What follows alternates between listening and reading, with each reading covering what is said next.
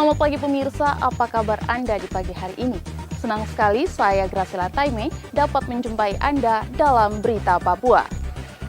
Sejumlah berita menarik dan teraktual telah dirangkum tim redaksi kami. Berikut 3 berita utama hari ini.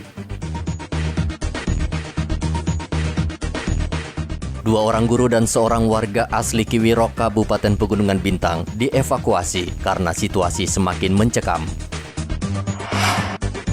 Tawuran antar siswa di Merauke, kaca sekolah rusak dilempar batu.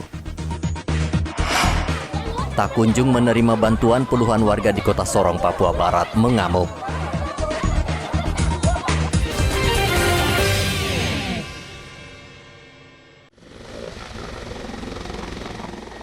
Situasi di distrik Kiwirok, Pegunungan Bintang masih mencekam pasca penyerangan kelompok teroris bersenjata. Helikopter milik TNI Angkatan Darat kembali mengungsikan 2 orang guru dan seorang warga sipil keluar dari distrik Kiwirok ke Kabupaten Jayapura. Helikopter tipe 412EP Kamis kemarin mendarat di Bandara Sentani di Kabupaten Jayapura.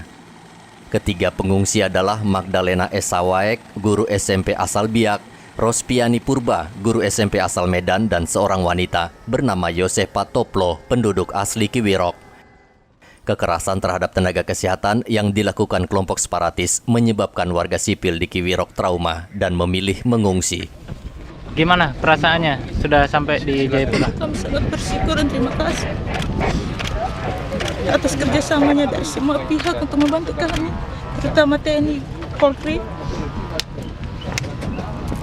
yang sudah melindungi kami selama 1 minggu perjalanan. Kami aman sampai bisa tiba dengan baik. Terima kasih. Mama Iki juga mah bisa begitu. Ini anak-anak ada jadi kita aman di situ, baru kita turun di sini aman. Iya. Mama Purba. Ya, sangat bersyukur, puji Tuhan sudah selamat di sini. Terima kasih kepada bapak-bapak yang menolong kami. Jadi kalau bisa permintaan kami, teman kami suruh masih ada di sana. Sementara itu, ratusan tenaga kesehatan di Kota Jayapura Rabu lalu menggelar aksi keprihatinan dengan menyalakan ribuan lilin di Taman Imbi. Mereka menyesalkan tragedi yang menimpa rekan seprofesi mereka, Gabriela Meilani, yang tewas dianiaya kelompok teroris. Mereka meminta pihak keamanan memberikan jaminan kepada seluruh tenaga kesehatan di Papua. Almarhumah Gabriela Meilani. Deklarasi organisasi profesi tenaga kesehatan di Provinsi Papua ini merupakan aksi solidaritas tenaga kesehatan yang tragedi di Kiwirok. Kami dari semua profesi tenaga kesehatan di Provinsi Papua ini tadi sudah menyatakan sikap kami yang terdapat ada 4 butir, yaitu keprihatinan atas terjadinya aksi kekerasan, menolak setiap tindakan kekerasan, jaminan keamanan seluruh tenaga kesehatan, dan mendorong adanya kebijakan berikutnya penampatan sumber daya tenaga kesehatan juga kepada masyarakat dan budaya setempat. Malam hari ini ada berapa nakes yang hadir untuk deklarasi untuk Save Nakes? Jadi secara ini kita melihat bahwa kami tidak mendapat izin untuk menyalakan 1000 ini, tapi ya mudah-mudahan bulan dari 1000. 1000 perawat ya? 1000 perawat ya? Perawat, tenaga ikatan dokter, semua yang tadi saya bilang organisasi profesi ya, kesehatan yang ada di Papua. Pak, hari ini jenazah Gabriela sudah dibawa ke Jayapura. Dari harapannya ke depan bagaimana? Tidak terulang lagi insiden ini? Ya, tidak terulang lagi. Nanti 4 poin deklarasi ini kami teruskan kepada pemangku jabatan baik di gubernur maupun di kementerian sana. Berarti ini akan dikirim ke Kementerian Kesehatan? Iya, dikirim. Yang sudah dievakuasi saat ini berapa Bapak? Untuk perawat sendiri kami belum mendapat laporan dari DPD sana. Dan memang ada di sana tenaga kesehatan dari dokter, semua tenaga kesehatan, dan perawat. Jadi semua perawat di sana saat ini sudah dievakuasi ya? Hanya di distrik yang kalau kami juga mendapat kesulitan untuk teman-teman kami. Nama lengkapnya Bapak sebagai? Saya satu kali sebagai ketua DPD Provinsi Papua. Kelompok separatis pimpinan Lamek Taplo Senin lalu menyerang tenaga kesehatan yang sedang bertugas melayani warga di puskesmas. Mereka juga membakar puskesmas, rumah, perbankan, dan pasar. Demi keamanan, seluruh tenaga kesehatan dan guru pendatang di Pegunungan Bintang terpaksa ditarik ke ibu kota kabupaten di Oksibil sehingga roda pemerintahan di Pegunungan Bintang terganggu. Aparat saat ini masih memburu para pelaku, namun medan yang sulit disertai cuaca yang ekstrim menyulitkan aparat menangkap para pelaku. Afi Tindarto melaporkan dari Jayapura, Papua.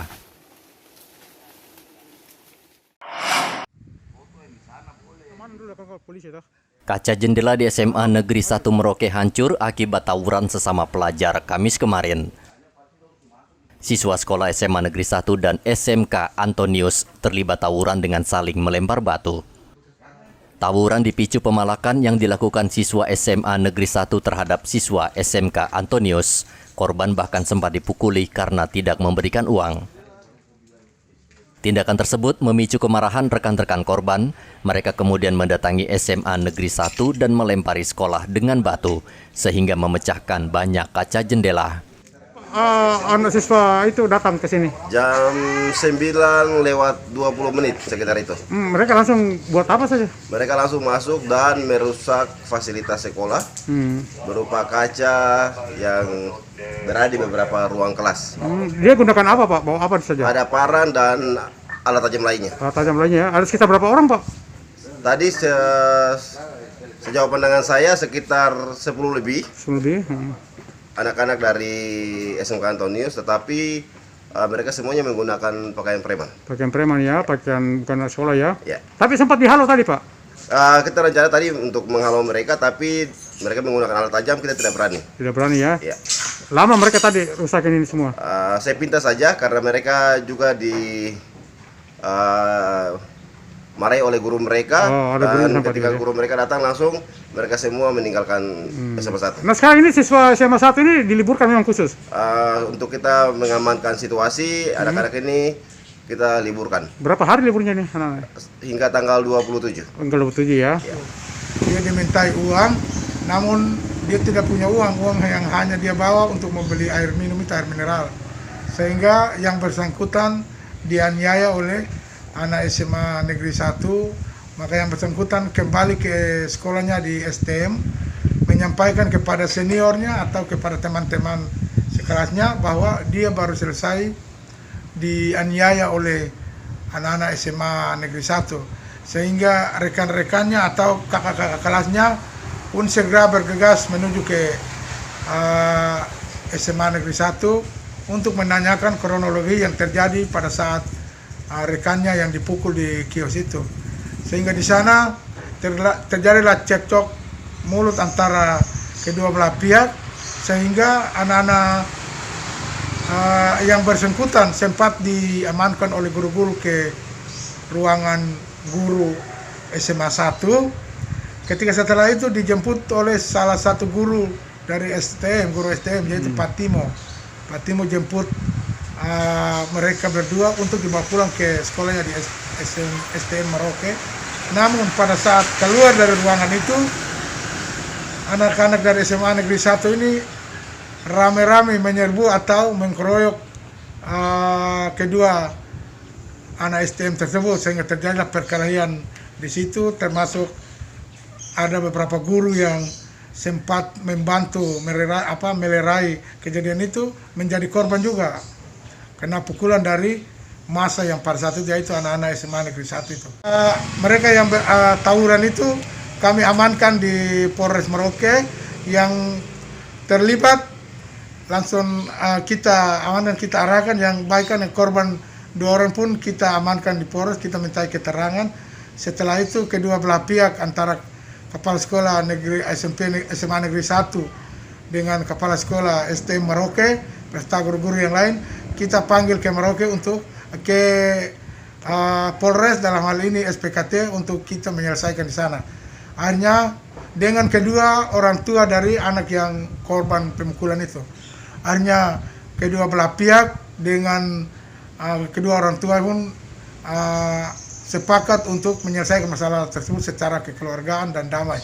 Hanya kita buatkan surat pernyataan pernyataan yang menyatakan bahwa tidak ada tuntutan di kemudian hari dan Kepala Sekolah SMA Negeri 1 bersedia mengobati kedua anak-anak yang korban atau luka pada saat dikeroyok oleh anak-anak SMA Negeri 1 tadi. Dan kita buatkan surat pernyataan dan masalah tidak berkembang di mana-mana karena pernyataan kita sebuah di Polres. Pembelajaran tatap muka saat ini sedang dilaksanakan secara terbatas di Merauke. Namun muncul kekhawatiran pecahnya tawuran antar sekolah yang seolah menjadi agenda rutin. Polisi meminta pimpinan sekolah mengawasi murid mereka, apalagi Merauke saat ini sedang bersiap menyambut PON ke-20. Muhammad Ridwan melaporkan dari Merauke, Papua. Berkas perkara Yansen Basik-Basik, pemerkosa ibu rumah tangga di distrik Muting, Merauke, akhirnya dilimpahkan ke kejaksaan untuk disidangkan. Tim Reskrim Polres Merauke Kamis kemarin menyerahkan pelaku ke Kejaksaan Negeri untuk selanjutnya menjadi tahanan Kejaksaan Negeri selama proses persidangan berlangsung. Bersama pelaku juga diserahkan sebilah parang dan pakaian korban sebagai barang bukti di persidangan nanti. Yansen mengakui perbuatannya memperkosa korban dalam keadaan mabuk. Saat itu pelaku masuk ke rumah korban yang ditinggal suami bekerja. Lalu ia mengancam korban bersama anaknya dengan parang. Polisi menjerat tersangka dengan ancaman hukuman 20 tahun penjara. Muhammad Ridwan melaporkan dari Merauke, Papua. Bioskop di Kota Sorong, Papua Barat kembali dibuka setelah PPKM diturunkan ke level 2. Warga Kota Sorong menyambut baik dibukanya kembali bioskop setelah sekian lama ditutup akibat merebaknya pandemi. Kendati demikian, untuk menikmati film terbaru, pengunjung wajib menunjukkan bukti sudah divaksin dosis kedua dan wajib menggunakan aplikasi Peduli Lindungi sebelum masuk ke ruangan bioskop. Pengunjung juga wajib mengenakan masker, mencuci tangan dan pengukuran suhu sesuai protokol kesehatan yang ditentukan pemerintah. Masyarakat yang cuman kendalanya masyarakat ini belum mengerti tentang aplikasi Peduli Lindungi. Berarti sekarang orang masuk harus pakai aplikasi itu ya? Itu syarat utamanya ya? Jadi gunanya aplikasi ini untuk apa? Untuk data sebenarnya data. Jadi kita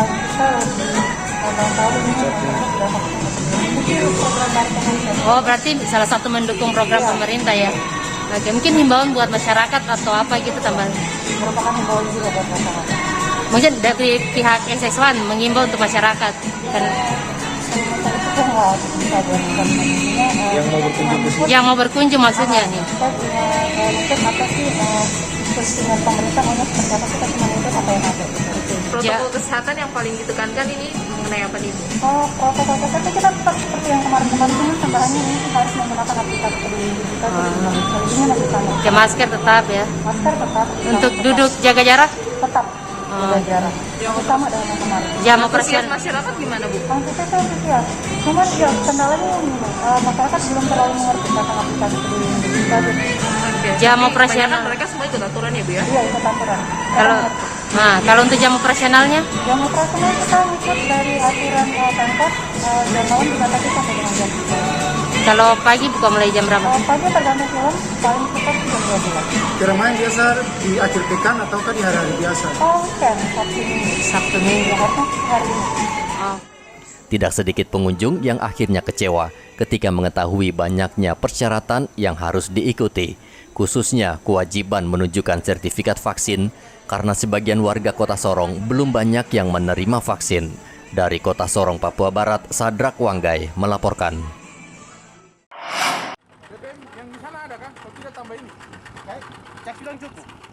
Vaksinasi massal terus dikebut untuk mencapai target sebelum pelaksanaan PON ke-20 Oktober mendatang.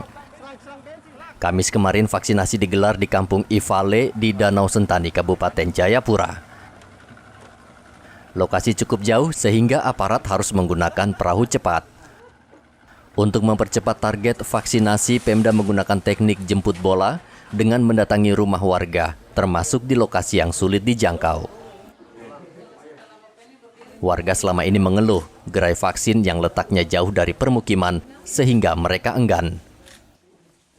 mengajak seluruh masyarakat Kampung Ifale atau masyarakat tetangga, masyarakat dari Kampung Hobong, Kampung Ifale Besar, mari kita vaksin karena vaksin ini menyelamatkan kita juga.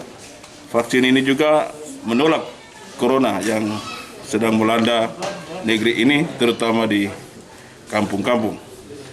Dengan penuh rasa hormat, saya mengajak semua masyarakat Kampung Ifale untuk mari kita datang ke tempat ke OB untuk kita mengadakan vaksinasi. Ini merupakan vaksinasi merdeka serentak yang dilakukan di seluruh Indonesia. Kegiatan ini bekerja sama dengan Ditpol Airut, Polda Papua. Kegiatan ini sengaja kami lakukan di Kampung Ifale Danau Sentani karena daerah ini hanya bisa diakses menggunakan perahu. Jadi kami sengaja mendatangi untuk mempermudah masyarakat mendapatkan vaksinasi. Kegiatan ini untuk membantu program percepatan pemerintah dalam vaksinasi sehingga penyebaran COVID-19 bisa segera terkendali. Di hari yang sama, vaksinasi juga dilakukan terhadap 300 santri di pesantren An-Najah agar mereka bisa belajar dan beraktivitas normal. Kelas 11. Ini kamu vaksin yang keberapa? Vaksin pertama. Vaksin pertama. Siapa yang nyuruh vaksin ke sini? Yang nyuruh vaksin siapa? Orang tua. Orang tua. Kenapa memang mau vaksin? Mau sehat, biar kuat imun tubuhnya, terhindar dari COVID-19. Kelas 2. Ini mau vaksin yang keberapa? Yang pertama. Siapa yang nyuruh vaksin? Orang tua. Orang tua. Kenapa memang mau vaksin? Karena biar sehat, kita biar kuat, terhindar dari Tim vaksinator juga menghimbau santri agar tidak berkerumun sehingga tidak menimbulkan klaster penularan baru. Riantonai dan Muhammad Ridwan melaporkan dari Jayapura dan Merauke.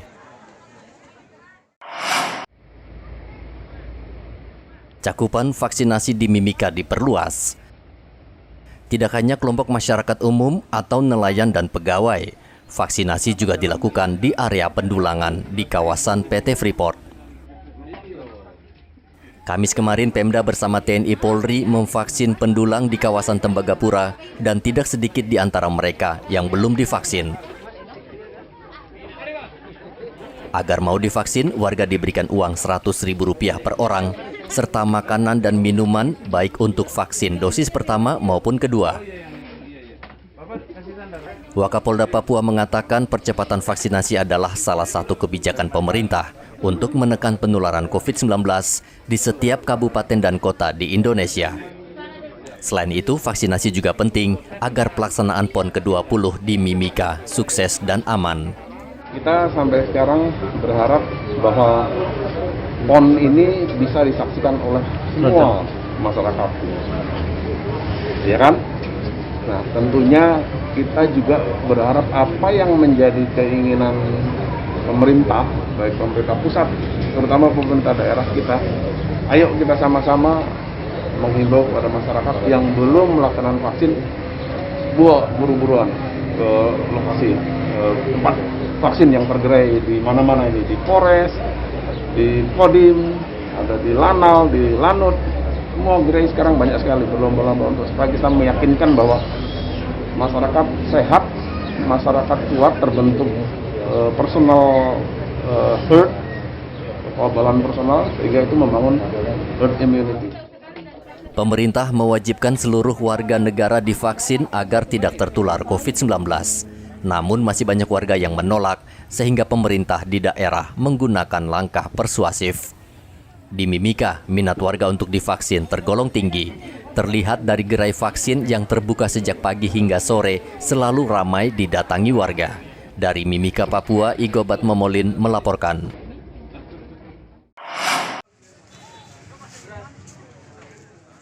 Sudah sebulan ini polisi menyualisasikan vaksinasi pada masyarakat dan hasilnya sekitar 60% dari target sudah disuntik vaksin. Berbagai cara dilakukan polisi agar warga mau divaksin, seperti memberikan sembako dan sejumlah hadiah lain. Kiat ini ternyata menarik minat warga. Tidak hanya itu, polisi juga mendatangi rumah-rumah alias jemput bola sehingga tidak ada warga yang menolak divaksin.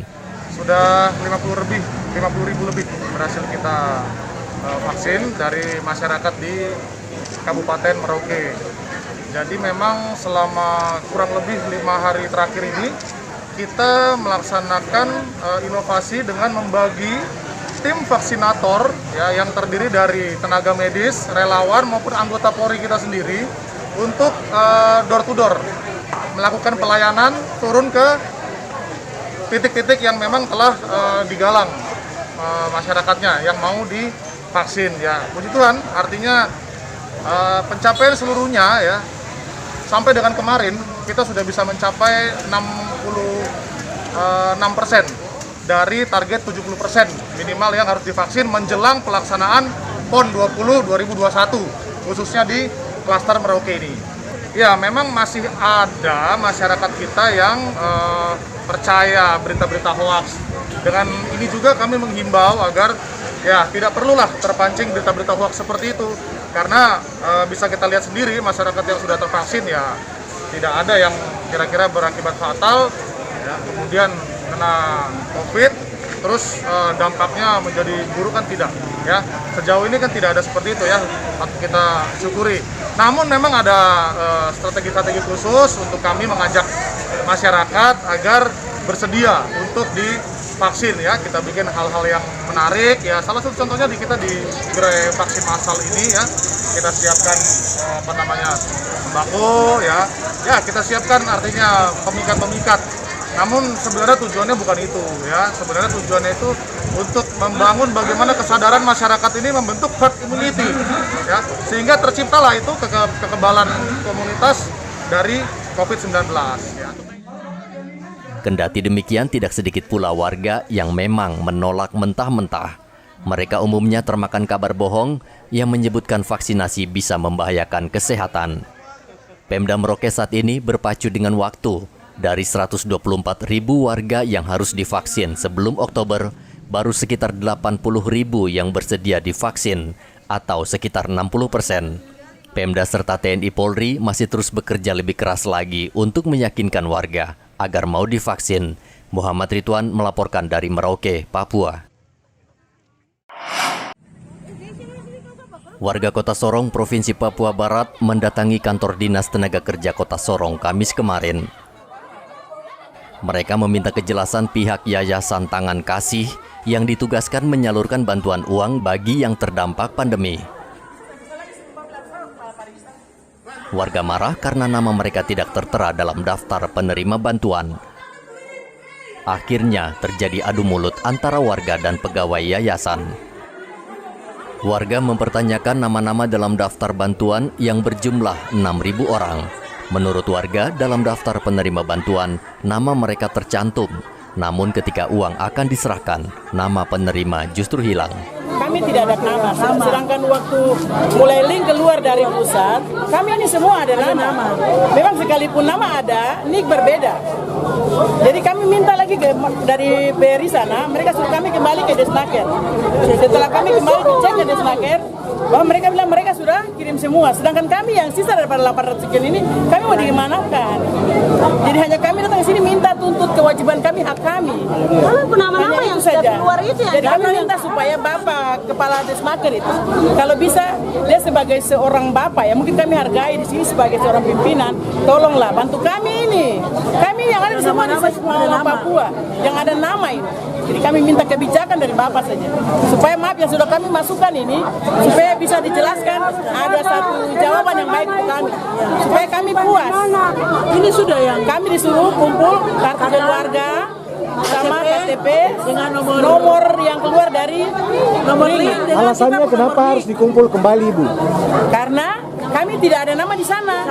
Jadi di bank bilang kami kembali ke Desnaker. Jadi kami masukkan itu supaya mereka kembali lapor kepada pihak yang mengeluarkan bantuan tangan kasih ini. Supaya kami bisa disalurkan lagi. Tapi kami mohon supaya kalau bisa jangan untuk dibayar dulu di sana. Kami mau kami semua sama-sama karena kami punya nama semua keluar 6.000 sekian sama-sama. Dari 6.000 itu berapa ribu yang tidak ada namanya, Ibu? Kami 800 sekian yang tidak ada nama. Karena di sana keluar sudah 5.000 sekian. Dari 6.000 itu setelah diverifikasi, dicek kebenarannya, keabsahannya, 5.200 sekian yang valid, siap untuk dibayar. Sedangkan ada sekitar 800 lebih itu terdiri dari satu itu ada nama tapi nicknya beda, itu tidak valid. Terus yang berikut ada masyarakat yang tinggal di Kota Sorong, kemarin daftar masuk di kabupaten, dibayar di kabupaten. Itu ada sekitar 110 orang. Itu tidak valid dan itu tidak bisa. Itu ada namanya di kota lagi. Dan itu tidak bisa dibayar. Karena sudah dibayar di kabupaten dan kota tidak bisa bayar. Itu harus keluar. Terus kemudian ada 76 UMKM di Kota Sorong yang telah dibayar oleh negara melalui provinsi. Itu mereka punya nama juga masuk di dalam data bantuan tangan kasih. Dan itu tidak bisa dibayar karena mereka sudah dibayar. Maka itu 618 orang, 76 orang itu UMKM. Terus kemudian 110 orang yang double bayar di kabupaten, ini sekitar 800 sekian. Dari bank mereka kembalikan ke kita, sehingga nanti kita akan kumpulkan data lagi, termasuk 76 orang, kemudian 110 kita harus ganti orang. Kita harus ganti orang. Sedangkan 618 itu kita Dinas Tenaga Kerja dengan Dukcapil kita verifikasi NIK. Karena NIK yang ada di mereka punya kartu penduduk itu tidak sesuai dengan mereka punya nama.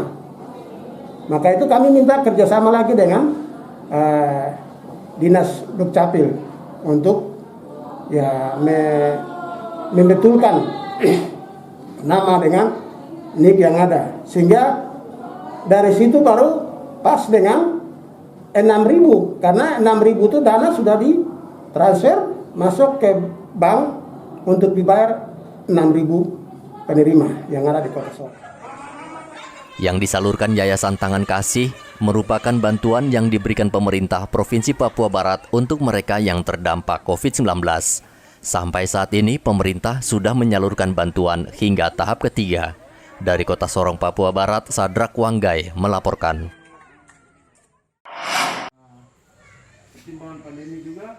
Warga Kampung Nawaripi Mimika menerima bantuan langsung tunai karena selama penerapan PPKM, aktivitas mereka terhenti. 259 keluarga dari 18 RT di Kampung Nawaripi, Distrik Wania, menerima bantuan sebesar 1,2 juta rupiah per keluarga. Bantuan ini sudah direkap selama 4 bulan sejak Juni hingga September. Pembagian bantuan langsung tunai ini hanya diperuntukkan bagi warga dengan pendapatan rendah atau tidak mampu. Kelompok inilah yang paling terpukul ketika PPKM diberlakukan. Penerima bantuan harus menunjukkan kartu vaksinasi minimal tahap 1.